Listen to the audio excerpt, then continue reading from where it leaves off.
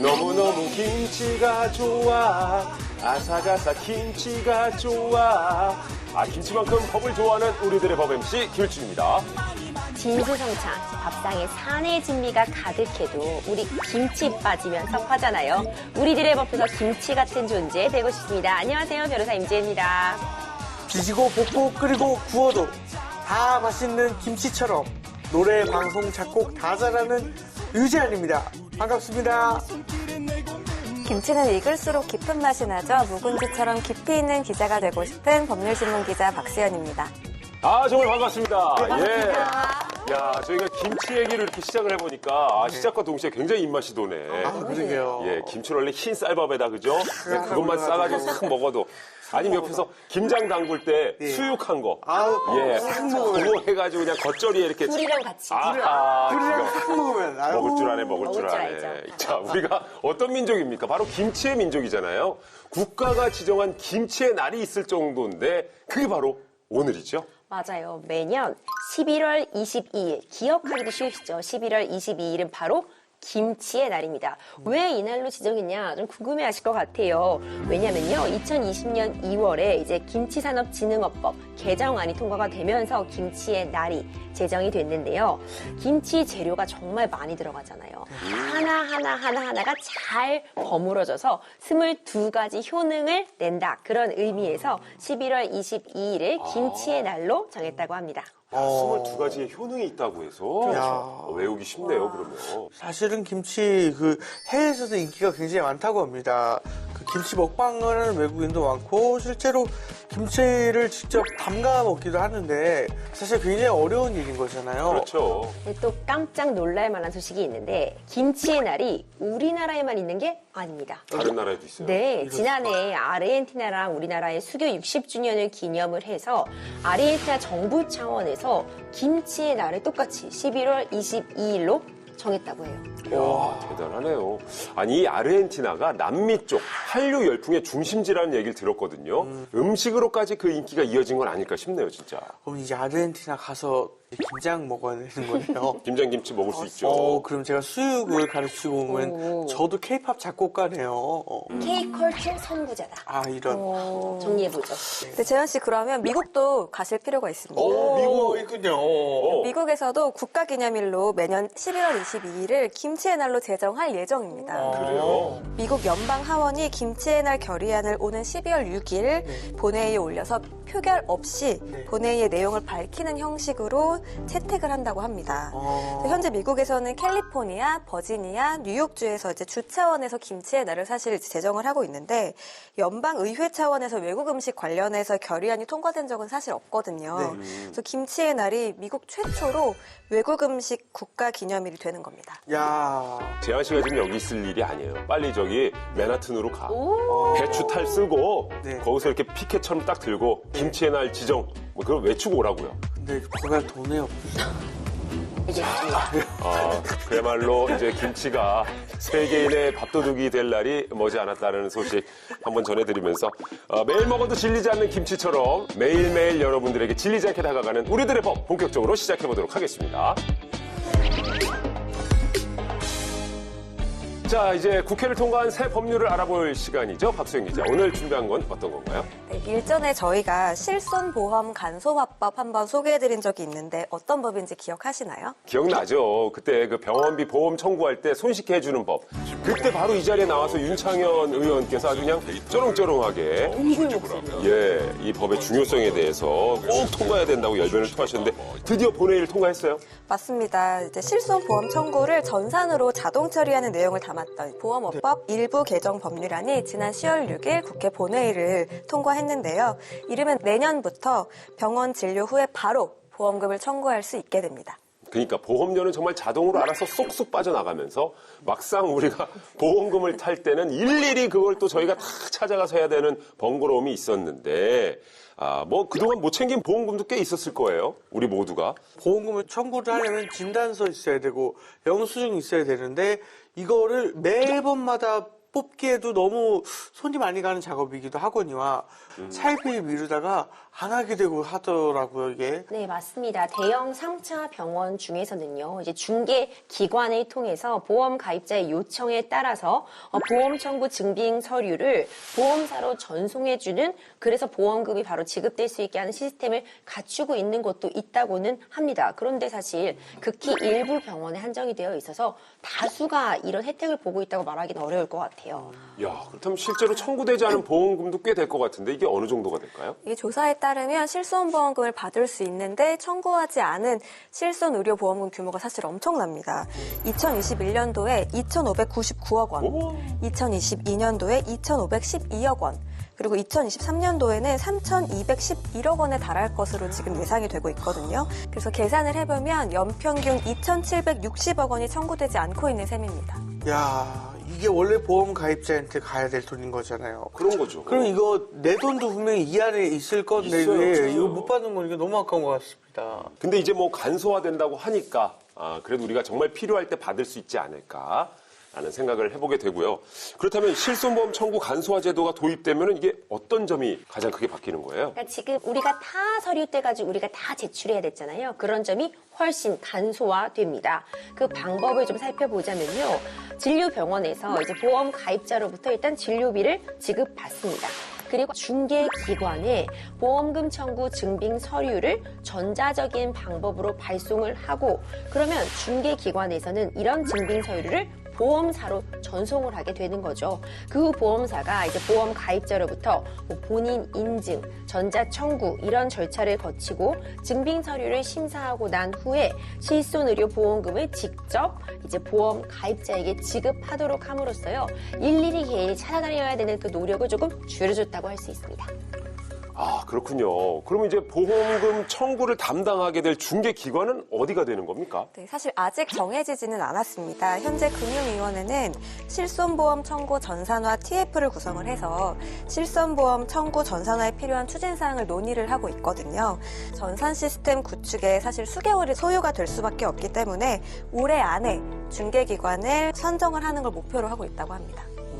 그런데 실손보험 청구 간소화가 시행이 되면은 고객들이 그동안 찾아가지 않았던 수천억 원의 돈을 꼬박꼬박 줘야 되는 거잖아요. 보험사 쪽에서는 손해가 아닌가? 근데 사실 보험업계에서는 이 해당 법안의 통과를 좀 찬성을 하고 있는 입장이에요. 네. 보험사는 매년 막대한 양의 실비 청구 문서를 받고 있는데 이걸 확인을 하려면 영수증, 이거 촬영한 사진이나 스캔본을 다 확인하고 입력하는 계약직 직원들을 두고 있습니다. 네.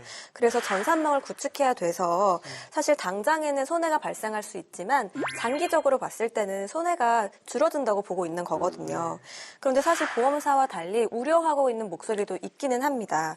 그러니까 보건의료 관련 노동 환자 시민단체에서는 축적된 환자 데이터를 바탕으로 사실상 기업의 이익을 극대화하는 맞춤형 상품이 나오지 않겠냐 이런 우려를 하고 있어요. 그리고 또한 환자에게 뭐 보험 가입을 거절한다거나 보험금 지급을 거부한다거나 보험료 인상한다거나 이런 식으로 해서 환자의 부담이 커지는 거 아니냐라는 걱정 섞인 목소리도 나오고 있습니다. 그러니까 법이 통과는 됐지만 남은 숙제들이 아직은 좀 많네요. 그렇다면 이게 언제 시행이 되는 겁니까? 내년 10월 25일부터 단계적으로 시행하기를 앞두고 있는데 내년에는 병상 30개 이상이 있는 병원 6천 곳에서 먼저 시행을 하고 2년 뒤인 2025년 10월 25일부터는 의원이랑 약국 9만 2천 곳에 적용을 할 예정이라고 합니다. 그러니까 대형 병원에 비해서 규모가 작은 의원이나 약국은 2년간의 준비 기간을 둔 것이라고 볼 수 있습니다. 그렇군요. 이게 각자 보는 시점에 따라서 찬반 의견이 갈리는 것 같긴 합니다만 무엇보다 우리 환자들에게 도움이 되는 방향으로 의견이 모아졌으면 하는 바람입니다. 이제는 다양한 사람들의 목소리를 듣고 보다 나은 세상을 만들기 위해 노력하는 입법자를 만나볼 시간인데요. 오늘의 주인공 바로 화면으로 공개합니다. 현장 실습에 나간 일하던 해양과학부 여고생이 학생이 스스로 따개비를 목숨을 끊는 청소하다 안타까운 일이 익사했습니다. 벌어졌습니다.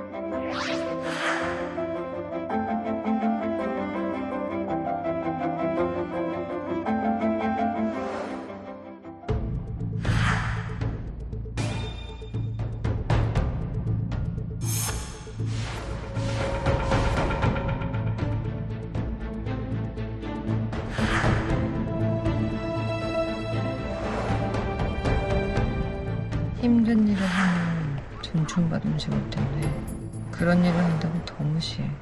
아무도 신경을 안 써.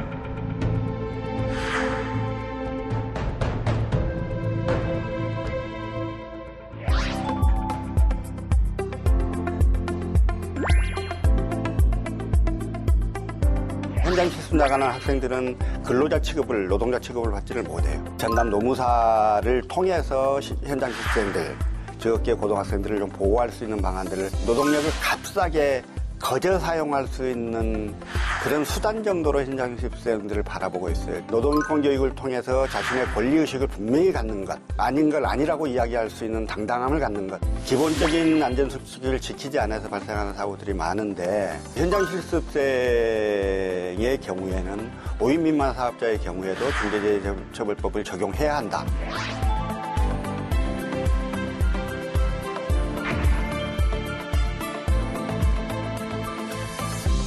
정의롭고 따뜻하게 더불어 살아가는 세상을 만들겠다. 전남 춘천 광양 곡성 구례의 따뜻한 오지라퍼 서동영 의원님 자리해 주셨습니다. 안녕하세요. 예, 반갑습니다. 서동용입니다.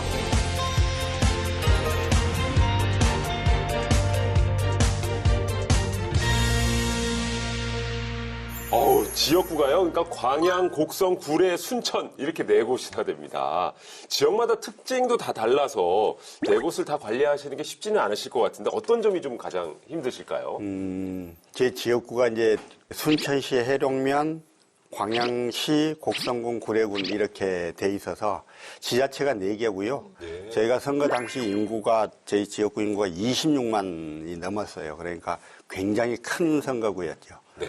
저는 나름 열심히 다녀도 사람들이 코빼기도 안 보인다는 소리를 그렇게 자주 하시고 어쨌든 뭐 부지런히 이제 다니는 수밖에 없어서 많이 좀 다니고 있고 지난 여름부터는 찾아가는 의정보고회라고 각 마을에 관해 이제 마을분들을 모셔놓고 제가 직접 찾아가서 의정보고를 하는 방식으로 좀 했더니 그 부분이 이제 상대적으로 좀 호응이 좋았고요. 그걸 더 좀 확대해서 많은 분들을 뵐 수 있도록 그렇게 좀 노력을 해야 될 것 같아요. 광양, 곡성, 구례, 순천 뭐 다 볼거리가 되게 많고 먹거리도 굉장히 그럼요. 많고. 네, 그 지역구 혹시 자랑 좀 해주시면. 예, 일단 광양은 백운산이라고 하는 큰 산이 있어요. 네. 1200m 넘는 큰 산이 있는데 예전부터 거기서 나오는 참순나무로 숯을 만들어서 숯으로 고기를 구워 먹는 거가 굉장히 특산물처럼 돼 있어요. 그래서 진짜 맛있겠다. 광양불고기. 광양불고기. 예, 구례나 이제 곡성 같은 경우에는 섬진강을 끼고 있는 아름다운 곳이고 또 구례는 지리산이 자리하고 있지 않습니까? 네. 그래서 풍경도 예쁘고 그다음에 먹을거리도 많고 그런 데고요. 순천은 제가 이제 순천 중에 일부만 제 지역구이긴 합니다만 최근에 그 순천만 세계 정원박람회 네. 성공적으로 치러낸 아름다운 정원의 도시여서요. 꼭 한번 놀러 오세요. 정말 볼 것도 많고 먹을거리도 많은 그러니까 아름다운 동네입니다. 예. 너무 가보고 싶은 그런 곳들이네요. 아니 우리 서동영 의원님 별명이 오지랖 동네 변호사라고 들었습니다. 예, 그 뭐 제 고향이 광양이고 2015년에 광양으로 내려갔는데 그 광양이 15만쯤 되는 도시예요. 근데 거기에 법원이 없고 그 이웃에 있는 순천시에 법원이 있어요. 근데 변호사 사무실이 다 법원 주변에 몰려 있기 때문에 광양에 변호사 사무실이 없었던 거예요. 그래서 사실상 광양의 유일한 변호사로서 쭉 활동을 좀 하다 보니까 동네 한가운데 변호사 사무실이 있으니까 불쑥불쑥 많이도 찾아도 오시고 지역에 여러 좀 이렇게 집단적인 민원들이 생기면 꼭 저를 찾아와서 일을 하다 보니까 이 일 저 일을 가리지 않고 좀 하게 됐어요. 그래서 그 동네 변호사, 시골 변호사, 오지랖 넓은 동네 변호사라는 그 별칭을 그때 동네에서 좀 지어주셔가지고 그래서 그 이후로 오지랖퍼라고 불리게 됐어요. 그러니까 단순히 여기저기 이렇게 참견하고 잔소리하시는 분이 아니라 해결사의 오지랖을 갖고 계시네요. 이제 동네 변호사에서 오지랖 국회의원으로 된 지 올해로 이제 3년째가 되셨는데요. 혹시 딱 이렇게 되돌아보건데 가장 기억에 남는 의정 활동이 있으시다면요? 여순 사건이라고 하는 건데요. 굉장히 많은 그 민간인들이 학살된 사건입니다. 1949년도에 전라남도에서 발표한 인원만 11,131명의 민간인이 사망을 했다는 것이니까 이걸 진상을 규명하고 명예를 회복해야 한다. 그러니까 여순 사건으로 처형되거나 또는 그 불의의 죽음을 당하신 분들이 다 반란군, 부역자 이런 평가를 받고 지금까지 70여 년을 지나왔었는데 이분들의 명예를 회복하는 것들이 그분들에게도 아주 중요한 일이기도 하고 그다음에 역사를 바로 세운 일이기도 해서요. 오래전부터 여순 특별법을 좀 제정하겠다는 움직임들이 있었어요. 2001년도부터 법이 발의가 됐었는데 지금까지 계속 처리가 되지 못하고 이어져 오다가 올해 이제 이번 그 21대 국회에 들어서 전남 동부권 그 국회의원들이 힘을 합쳐서 공동안을 내고 열심히 노력한 끝에 여순사건 특별법이 제정이 됐고 지금 시행에 들어갔습니다. 그래서 이게 제가 지금까지 이제 21대 국회에서 가장 잘한 일로 가장 좀 보람된 일로 저는 생각하고 있는 법이에요. 그러시군요. 예. 자, 정말 뭐 오랜 수건 사업이었는데 예, 드디어 해결이 돼서 명예를 또 회복할 수 있어서 정말 다행이라는 생각을 하게 됩니다. 자, 국민의 슬픔을 함께 나누고 또 해결하기 위해서 동분서주하는 서동영 의원님이 준비한 오늘의 주제 살펴보겠습니다. 바로 이건데요. 현장 실습생의 외침이 들리나요? 그 첫 번째 법안은 법 사각지대 아웃, 전담 노무사가 필요해. 직업교육훈련법 개정안입니다. 올 3월에 직업교육훈련법, 일명 다음 소위법이 이제 통과가 됐는데 재환 씨 기억나죠? 우리도 이것도 소개를 했었어요. 네, 잘 다음 기억나고 소위법. 일단 다음 소위가 화제가 되면서 통과된 법이잖아요. 맞습니다. 이게 다음 소위라는 영화 제목이기도 네. 한데 그래도 이제 나 사무직 여직원이다.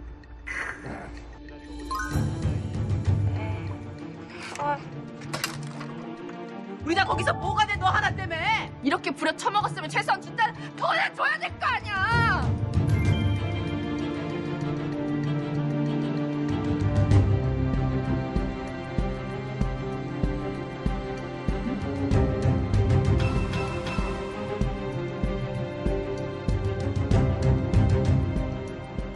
그 법을 대표 발의한 분이 바로 또 의원님이시고요. 아, 그럴 수 있어요. 예, 근데 벌써 시간이 흘려서 이제 지난 10월부터 시행 중이죠. 예. 직업교육훈련 촉진법, 직촉법인데요.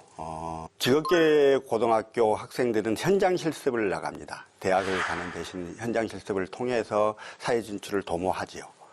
잘 아시는 대로 우리나라는 대학 가는 숫자가 너무 많아요. 그래서 그 고등학교를 졸업하고 직업을 찾아가는 것도 굉장히 소중한 선택인데 이 현장 실습 나가는 학생들은 근로자 취급을, 노동자 취급을 받지를 못해요. 그러니까 근로기준법이 제대로 적용되지 않습니다. 이것들 때문에 굉장히 불이익들을 많이 받아왔었죠. 그래서 근로기준법이 갖고 있는 여러 규정들을 준용하는 방식으로 직촉법을 쭉 개정을 해왔었는데요. 지난 3월 말에 제가 이제 대표 발의해서 통과됐던 그 법에는 회사 내 집단 따돌림 방지, 폭행 금지, 그리고 강제 근로 금지 이런 규정들을 이제 그 준용을 해내서 지금까지보다는 훨씬 현장 실습생들이 더 많이 보호받을 수 있는 그러한 이제 방안들을 좀 마련을 한 것입니다. 그렇군요. 이번 개정안은 그러니까 다음 소위법의 후속법이라고 해도 될 것 같은데 어떤 점을 보완하기 위해서 이렇게 개정안을 내시게 된 거죠? 그 전담 노무사를 좀 배치를 하자라고 하는 게 주된 내용이에요. 2017년도에 제주에서 이민호 군이 생수공장에서 기계에 끼어서 사망사고가 났죠. 그리고 2021년도에 홍정훈 군이 여수에서 그 요트 바닥에 끼어있는 따개비를 따기 위해서 잠수 작업을 하다가 사망을 하는 사고들이 있었어요. 그리고 다음 소위의 모티브가 됐던 홍수행장 사건도 있었고 이렇게 이 학생들이 계속 이제 사망을 하니까 현장 실습 업체도 그렇고 학교도 그렇고 굉장히 좀 강한 책무들을 좀 확보를 하고 그렇게 해서 많은 의무를 부과하는 방식으로 대책을 마련을 해서 발표를 했어요. 2018년도에. 근데 그러고 나니까 이게 학교 입장에서는 너무 일이 많아지고 규제가 많고 또 업체들 입장에서 이게 자칫 잘못하면 안 좋은 일들이 자꾸 발생할 것 같으니까 현장 실습생들을 기피하기 시작을 해요. 그러니까 현장 실습이 이루어지지 않게 돼요. 이건 또 이제 학생들한테 좋은 일이 아닌 거지요. 그래서 2019년도에 전담 노무사 제도를 교육부에서 발표를 했어요. 근데 이 전담 노무사가 정책으로 발표만 하고 법적 근거가 없었어요. 그래서 이걸 아예 법에다가 법적 근거도 마련하고 좀 강제함으로써 저학계 고등학생들을 좀 보호할 수 있는 방안들을 확실히 마련하기 위해서 개정안을 좀 내놓는 상태고 그 부분이 지금 심의 중에 있습니다. 그럼 법안에서 이와 관련된 내용이 다 담겨 있는 건가요? 예, 예. 일단 전담 노무사 제도를 이제 법에 근거를 두고 배치를 의무화하고요. 또 한편 이 전담 노무사를 지정하고 운영하는 걸 시도 교육감의 사무로 규정을 해서 그 구체적인 운영 원칙이나 기준이나 배치 기준이나 하는 것들을 다 시도 조례로 제정을 하도록 했기 때문에 이제 앞으로 좀 각 시도의 특성에 맞는 구체적인 방안들이 마련될 거여서 이제 훨씬 더 앞으로는 전담 노무사 제도가 더 활성화되지 않을까 그렇게 기대하고 있습니다. 네. 실제로 목소리를 듣기 위해 현장 실습생분들도 많이 만나보셨을 것 같은데. 그럼요. 현장에서 호소하는 어려움은 어떤 것들이 예. 여러 가지 문제가 있는데요. 학생들을 좀 값싼 노동력, 그리고 쉽게 자를 수 있는 노동력 정도로 인식하는 현장의 분위기가 워낙 커요. 그리고 우리 아이들도 조금은 주눅이 들어있고 어른들한테 그래서 자기 권리를 정당하게 주장하지 못하는 문제들이 있고 학교에서는요. 현장 실습생 한 명이 혹시 그 현장 실습 업체와 문제가 생기면 다른 아이들이 또 현장 실습을 못 가게 된다고 생각을 하기 때문에 문제가 생기면 학교에서 이걸 덮고 감추고 이렇게 학생을 오히려 희생양 삼는 이런 사례들이 많아요. 그렇군요. 이게 실제로 교육부에서 제출한 자료에 따르면 최근 5년간 현장 실습생의 권익이 침해된 이제 일이 125건이나 발생을 했다고 합니다. 보면 실습 시간 초과가 47건으로 가장 많았고 부당한 대우가 27건, 성희롱이 24건으로 뒤를 이었습니다. 그렇군요. 자, 이 법이 통과가 된다면 이제 학생들이 이 현장 실습과 관련된 문제에서 좀 더 빠르게 좀 대응을 할 수 있을 것으로 예상이 되는데 어떻습니까, 의원님? 수업 받다가 궁금한 거 있으면 손 들고 선생님한테 금방금방 물어보는 거잖아요. 현장 실습과 관련한 여러 가지 문제들에 대해서도 전담 노무사에게 직접 물어보고 확인하고 이게 규정 위반은 아닌지 뭐 이런 것들을 확인하고 나면 자신의 권리의 범위에 대해서 훨씬 빨리 좀 제대로 익힐 수 있지 않겠어요? 그렇게 알고 들어가기만 해도 학생들이 받는 불이익들은 많이 좀 줄어들 거라고 보고요. 그리고 현장에서 만약 뭐 어떤 문제가 발생했을 때 전담 노무사들이 즉각 배치를 해서 그 문제를 좀 빨리 해결하는 이런 효과들이 나올 걸로 생각합니다. 야, 정말 전담 노무사가 활성화가 돼서요. 이 학생들이 현장에서 겪는 불편 부당한 상황들이 개선이 되기를 바라봅니다. 서동영 의원의 현장 실습생의 외침이 들리나요? 두 번째 법안입니다. 권리를 지키는 노동인권 교육을 해주세요. 자, 이번 법안 역시 직업교육훈련법 개정안입니다. 먼저 법안의 취지를 소개해 주시죠. 예. 현재 교육부는 직업계고등학교 3학년들한테요. 그 산업안전보건법하고 근로기준법은 12시간씩 강의를 하도록, 교육을 하도록은 정하고 있어요. 근데 노동인권교육은 빠져 있고요. 주로 이제 안전교육이 주이긴 해요. 우리 사회는 이상하게 노동경시적 풍조들이 좀 있어서 심지어 노동자라고도 표현을 못하고 근로자라고 표현을 하는 이제 이런 사회에 우리가 살고 있다 보니까 노동인권교육에 대해서 조금은 불온시하고 뭐 이런 것들이 좀 있습니다. 근데 다른 나라들 선진국들을 보면 다 노동인권교육들을 제대로 시키고 있고요. 그래서 이제 최근에 그 문제가 됐던 제주 이민호 군이나 여수 홍정훈 군이나 이런 경우들도 보면 이들이 정확한 자기 권리를 알고 사업주에 대해서 아니다라고 정확하게 이야기할 수 있었다면 또 그러한 싸움들을 힘겹게 혼자 하도록 내버려두지 않고 주변에서 도움을 주는 사람들이 있었으면 이 친구들이 그렇게 죽음까지 이르렀을까 하는 생각들이 많이 들어요. 그래서 그 노동인권 교육을 통해서 자신의 권리의식을 분명히 갖는 것, 아닌 걸 아니라고 이야기할 수 있는 당당함을 갖는 것, 이건 실습생의 신분에서도 반드시 필요한 부분이라고 생각합니다.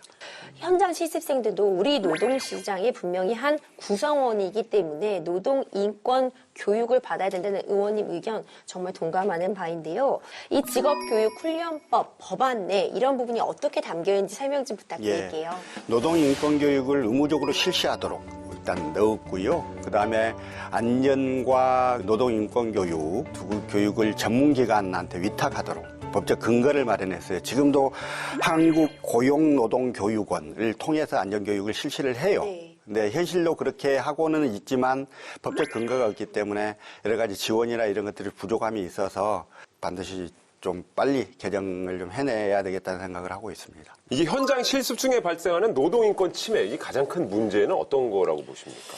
예, 지난 2022년 12월 달에 국가인권위원회가요, 직업계 고등학교 현장 실습 실태 보고서를 내놨어요. 2006년도 이후 16년 만에 내놓는 건데요. 이 보고서에 기가 막힌 이야기가 있어요. 그러니까 한 기업에서 현장 실습생의 멘토 역할을 하는 사람이 지금은 법적 규제가 강화돼서 사람을 쉽게 자르지를 못하는데 네. 현장 실습생이 있어서 그나마 그 부담이 좀 줄었다. 이런 이야기를 해요. 멘토라는 사람이 그런 이야기를 네, 해요. 예. 그러니까 우리 사회가 지금 현장 실습생들을 어떻게 바라보고 있는지를 극명하게 노동력을 값싸게 거저 사용할 수 있는 그런 수단 정도로 현장 실습생들을 바라보고 있어요. 너무 좀 많이 안타까웠었습니다. 예. 노동 인권 교육의 중요성에 대해서도 다시금 좀 살펴봐야 될 것 같은데 해외에서는 어떻게 이런 교육이 좀 이루어지고 있습니까? 해외 같은 경우는 뭐 미국, 일본, 영국, 프랑스, 독일 같은 선진국들은 노동 문제에 대해서 경제, 사회, 윤리적 측면에서 광범위한 교육을 학교 교육 과정에 포함을 시키고 있습니다. 그래서 독일의 경우에는 초등학교에서부터 모의 노사 교섭이 일상화된 수업으로 자리를 잡고 있어요. 그래서 기업 경영에 관한 자료를 이제 주어지면 학생들이 경영자 대표, 노조 대표 뽑아서 협상하는 수업을 이제 한다고 해요. 그리고 프랑스에서는 고등학교 1학년 과정에서 인문실업계 공통으로 단체 교섭의 전략과 전술을 가르친다고 합니다. 그래서 프랑스의 노동교육은 단편적인 지식이나 정보 전달이 아니고 토론식으로 이렇게 교육을 하는 게 중심이라고 합니다. 그러니까 프랑스 같은 경우 실제 학생들이 교섭을 해본다잖아요. 네. 이런 것들을 실질적으로 어렸을 때부터 배우고 온 사람과 그렇지 않고 노동을 불온시하는 것 같은 그런 사회 분위기 속에서 살아온 우리 학생들은 분명히 권리의식의 면에서 차이가 있을 거고요. 맞습니다. 정말 이런 교육을 통해서 우리 현장 실습생들이 노동의 중요성, 또 소중함, 또 본인의 권리도 확실하게 알고 있어야 부당한 대우를 할 때 노라고 그 자리에서도 말할 수 있는 그런 또 용기. 저희가 해봅니다. 커서 많이 느낀 것 중에 하나가 우리는 토론을 한 번도 안 해보고 고등학교를 졸업해요. 그러니 대화가 안 되죠. 대화가 우리가 나라는 선진국을 표방하면서 아직은 선진국 시민을 기르는 교육이 이루어지고 있지를 못하고 그러니까 나이 어린 학생이 이런 거에 대해서 제시를 했을 때 말대꾸한다라는 생각을 좀 버렸으면 좋겠어요. 그죠? 교섭의 문제인데 그러니까 그런 인식도 차근차근 좀 변해 나가야 된다는 생각도 동시에 해봅니다. 자, 이제 세 번째 법안을 살펴보겠습니다. 중대재해 없는 현장 실습장을 꿈꿉니다. 중대재해처벌법 개정안입니다. 실제로 앞서서도 뭐 보트에서 따개비를 따다가 사망한 홍군처럼 현장 실습 중에 목숨을 잃거나 다치는 경우도 많다고 들었습니다. 이게 현장 실습생의 산재 사고 조사한 바가 좀 있습니까, 박 기자? 네. 교육부 자료에 따르면 최근 5년간 현장 실습생의 산재 발생 건수가 총 53건입니다. 안타까운 사실은 이게 증가 추세에 있다는 건데요. 증가 추세예요? 네, 그래서 보면 2018년에 3건에서 시작을 했는데 2019년에 8건, 지난해에는 22건의 산재 사고가 발생한 것으로 알려졌습니다. 주로 이제 기계류를 다루는 공업계열 직업계고 이제 현장 실습생들의 산재 발생 빈도가 가장 높았고요. 자재 같은 거 정리하다가 물건 떨어져서 발가락이 부러지거나 지게차랑 부딪혀서 정강이나 발목에 골절되는 일 같은 것들이 있었다고 합니다. 이 사망 사고도 있어서 현장이 많이 개선이 될 줄 알았는데 반대로 점점 늘고 있는 것이 안타깝습니다. 2021년도 홍정훈 군 그 따개비 따다가 그 사망했던 그 사건의 경우 18세 미만자들은 잠수 작업이 금지되어 있는데 잠수를 시켰던 거죠. 그다음에 반드시 현장 실습은 현장 관리자, 즉 현장 실습 교사가 같이 작업을 해야 되는데 혼자 작업을 시키다가 그런 사고들이 났어요. 이렇게 기본적인 안전수칙을 지키지 않아서 발생하는 사고들이 많은데 지금 아시겠지만 중대재해처벌법은 5인 미만 사업장에는 적용 배제거든요. 지금 현재. 지금 현장 실습생의 경우에는 5인 미만 사업자의 경우에도 중대재해처벌법을 적용해야 한다라고 하는 게 제 생각이고 발의를 해놓은 상태입니다. 자, 실제로 이 5인 미만 사업장으로 실습하는 학생들은 어느 정도가 됩니까? 이게 2021년 기준 5인 미만 현장 실습처가 전체의 15%나 돼요. 결코 적은 숫자가 그러네요. 아니거든요. 게다가 5인 미만 사업장 같은 경우에 산업안전보건법상 안전보건관리체제 교육 규정 등에 적용해서 제외가 되기 때문에 안전에 대한 우려의 목소리가 컸습니다. 이 문제를 해결하기 위해서 이제 법안을 내신 거잖아요.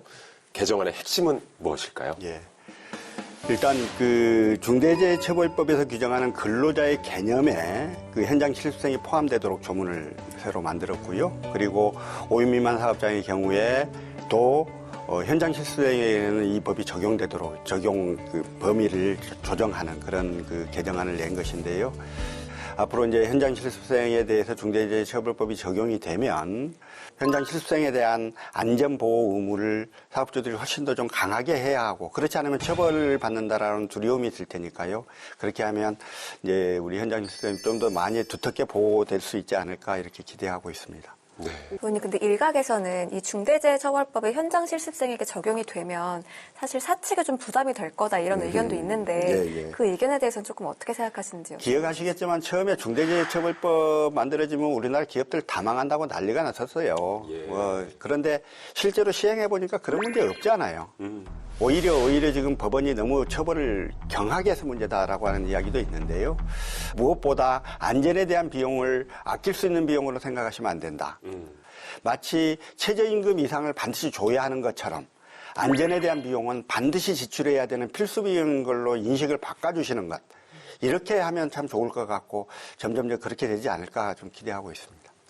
야, 우리 현장 실습생들이 현장에서 부당한 대우 혹은 위험한 상황에 처해 있어도 이게 취업과 직결이 되기 때문에 목소리를 내지 못할 수 있는 것이 또 현실인데 이런 것들을 지켜주는 게 법의 울타리 아니겠습니까? 예, 그렇습니다. 예, 그런 법안을 이제 발의를 해주셨습니다.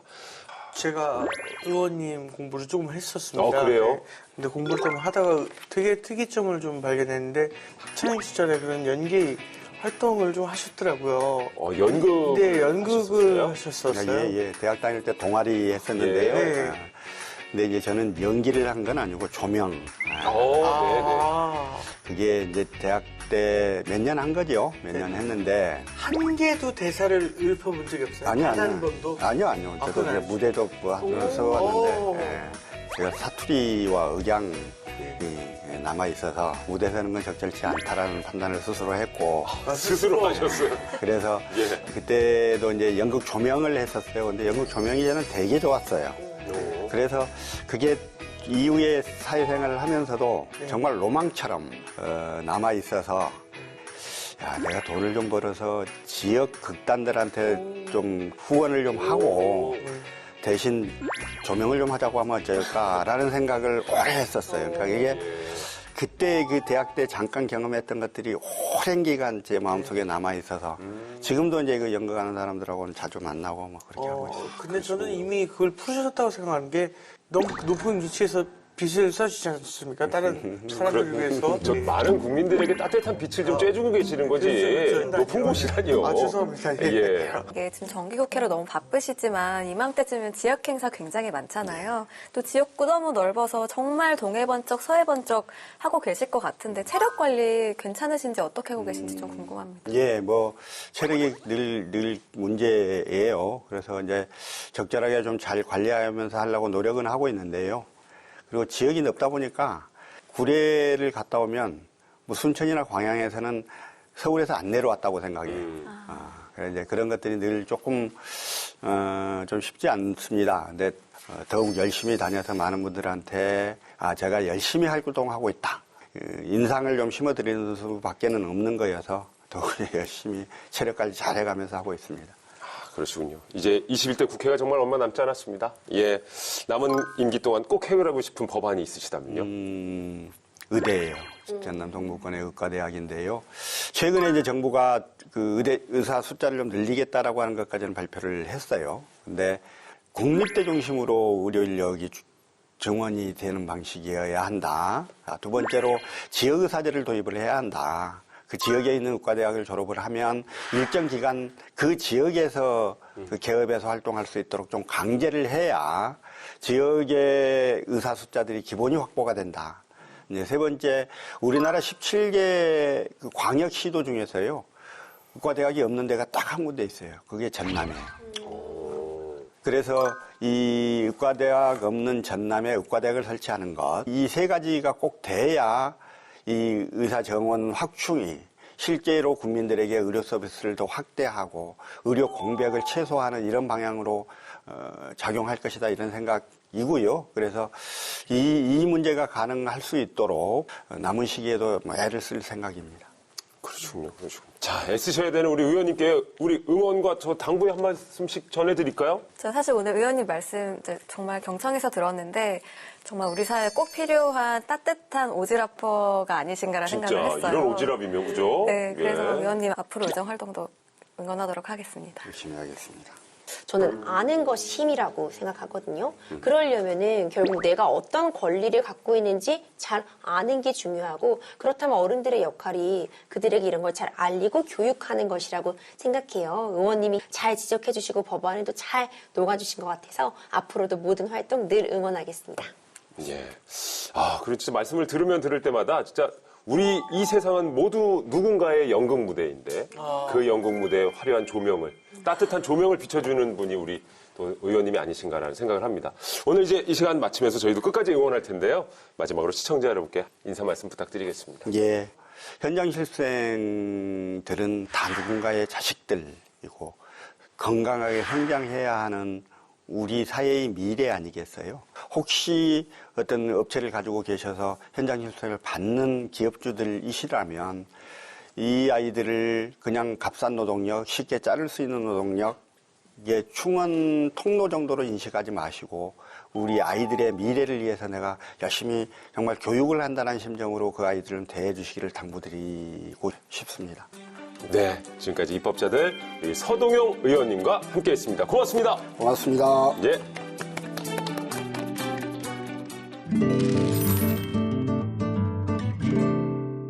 법을 몰랐다고요? 아니면 법을 잘못 알고 있었다고요?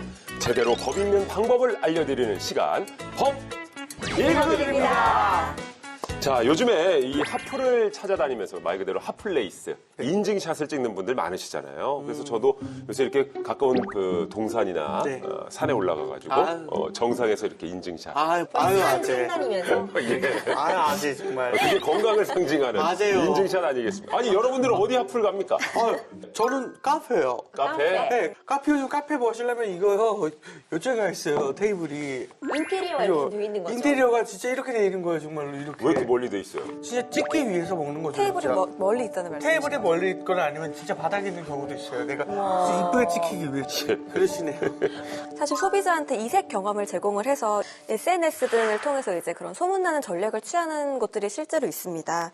지난해 같은 경우에는 크리스마스 시즌에 백화점 외벽에 영상을 틀어서 명동 입소문이 쪽에. 났던 곳이 있었어요. 그게 실제로 그곳을 찾은 소비자들이 사진을 찍고 들어가서 물건을 구매하는 걸로 연결이 돼서 연결까지 돼요? 네, 그래서 매출이 전년 동기보다 40% 증가했다고 합니다. 오, 말 그대로 이제 핫플이 되면 돈이 된다라는 공식도 성립을 한 것 같은데요. 네. 아, 이걸 둘러싸고 법적 분쟁이 또 일어나기도 한다고 합니다.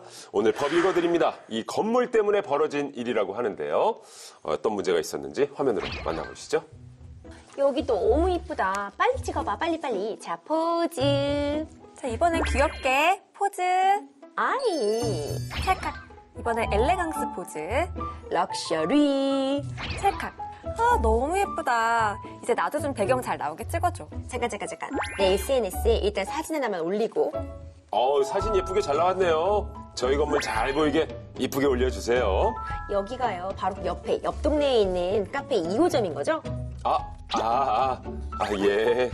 아니, 저 옆쪽 동네 가가지고 거기서 인증샷 찍고 싶었는데 거긴 진짜 오픈런 해야지 찍을 수 있었는데 2호점은 아직 입소문이 안 나서 손님이 아주 많진 않네요. 네네. 즐기다 가세요. 역시 SNS에 올리기 잘했네. 이 카페 건물만 봐도 사람들이 다 알아보네. 조회수 댓글 팍팍 올라간다. 여기 사장 좀 나와봐요. 아침 대바람부터 뭔 일이래? 누구요 대체? 여기 지금 누구 허락받고 내 카페를 이렇게 차린 거야? 아니 내 땅에 내가 건물 짓고 카페를 한다는데 당신이 뭔데 참견이야? 내가 SNS에 올라온 거 보고 지금 헐레부터 찾아왔어. 아니 당신 누군데 허락 없이 내 디자인 카페랑 똑같이 한 거였어? 정말 많이 흥분하셨네. 아니 모방은 창조의 어머니라고 약간 비슷한 느낌을 내가 살짝 낸 거지. 이게 뭐가 똑같아? 자세히 봐봐. 다른 곳도 있다고. 어디? 건물 윤광, 창 디자인, 가구 배치까지 똑같구만 뭔 소리야? 내가 보기엔 전혀 달라. 아니 매우 달라. 아주 달라. 그러니까 영업방해 하지 말고 가시오. 뭐 신고라도 할 거야? 적반하장도 이문수 씨 신고하라고 경찰 불러 누가 벌을 받는지 한번 보자. 아니 세상에 건물 비슷하게 만들었다고 벌 받았다는 소리는 내가 듣지 못했네. 건물은 다 네모나게 짓는 거지 뭐. 그래 어디 재판장 가서도 그렇게 외쳐보자. 뭐 벌금 정도 나올 것 같은데 해봐. 어디 한번 해보자고. 해보자고. 요렇게 저희가 각색을 좀 해봤습니다. 자, 근데 이번 사건이 카페 건축을 똑같이 건축한 게 문제네요. 그러니까 아까 우리 손님들도 여기 2호점이에요? 뭐 저기 본점이랑 똑같이 지으셨네? 그쵸. 하는데 이제 주인은 2호점이 아니잖아. 정확하게 어떤 게 문제가 된 건가요? 이게 건축가 A씨가 2016년 12월에 부산의 카페 건축물을 완공을 해요. 이 건축물이 사실 주변 자연과 잘 어우러졌다 이래서 높은 평가를 받으면서 각종 건축 디자인상을 수상을 하고 지역의 랜드마크로까지 부상을 했던 그런 카페입니다. 그런데 2년 뒤에 울산에 A씨가 디자인한 건물이랑 굉장히 비슷한 건물이 들어선 거예요. 그리고 이건 A씨 건물에서 불과 차로 1시간 거리에 떨어져 있었습니다.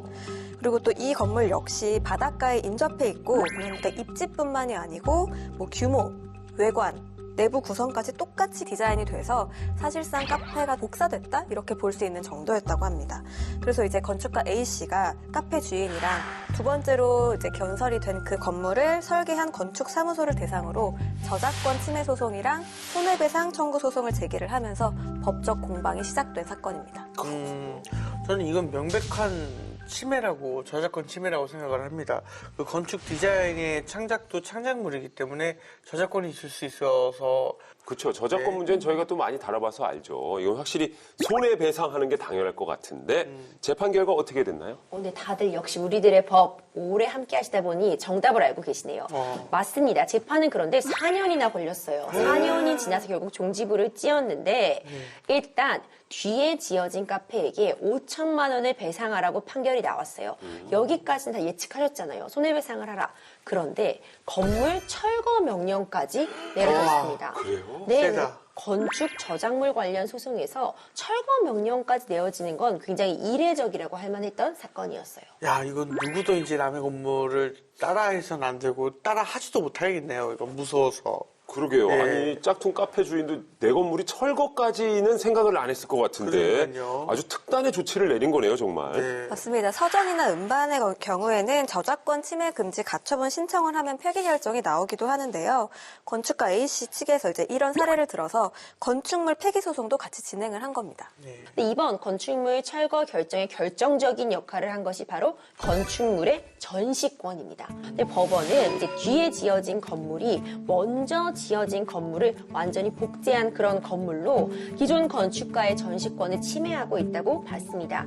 그러니까 기존 건축물에서 유사성을 갖고 있는 부분을 후에 지어진 건물에서 그 부분만 도려내는 게 사실 건물은 불가능하기 때문에 아예 철거하라는 명령이 내려진 거죠. 그럼 전시권이라는 게 전시할 권리를 말하는 건가요? 맞아요. 그냥 말 그대로 이해하시면 쉬울 것 같아요. 저작자는 미술 저작물이나 사진 저작물의 원본이나 그 복제물을 전시할 수 있는 권리를 말하는 건데요. 이번 사건 같은 경우 전시권을 갖고 있는 기존 건축가의 허락 없이 복제물을 만들어서 엄연히 영업을 하고 있는 건 그 자체로 전시를 하고 있는 거기 때문에 이 원래 건축가의 전시권이 침해되었다고 본 것입니다. 아파트 보면 솔직히 다 똑같다고 생각했고 빌라들을 보아도 전 다 똑같다고 생각을 했었는데 그럼 이런 것도 건물의 그런 어떤 저작권 침해를 삼으면 삼을 수 있지 않을까라는 생각을 해봅니다. 재환님 굉장히 중요한 질문이기도 합니다. 그럼 모든 건물이 다 어떤 저작권을 가지냐?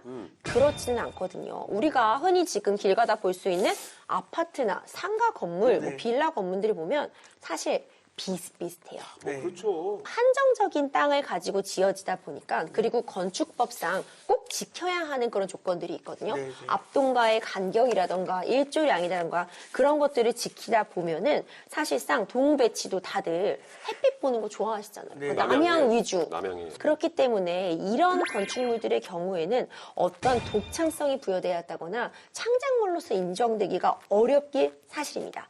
그렇다면 뭔가 독특한 매장 인테리어를 했을 경우 보호받을 수 있는 일이 저작권 말고도 또 있을까요? 맞습니다. 바로 부정경쟁 방지법 및 영업비밀 보호에 관한 법률에 나와 있습니다. 앞서 우리 사례에서 굉장히 중요한 부분이 있었어요. 뭐였냐면 여기 그 카페 2호점이죠? 이렇게 우리가 얘기를 했었잖아요. 그거는 지금 소비자로 하여금 여기는 원래 카페 같은데? 이렇게 혼돈을 시키고 있다는 거죠. 또 이런 독특한 디자인, 독특한 건축물을 만들기 위해서는 굉장한 시간과 노력과 비용이 들게 되는데 그 성과물을 그냥 낼름 따라하는 경우에는 자유로운 상관행이나 경제 질서에 반하는 행위라고 보아서 경제적 이익을 침해한 행위에 대해서 책임을 묻고 있습니다.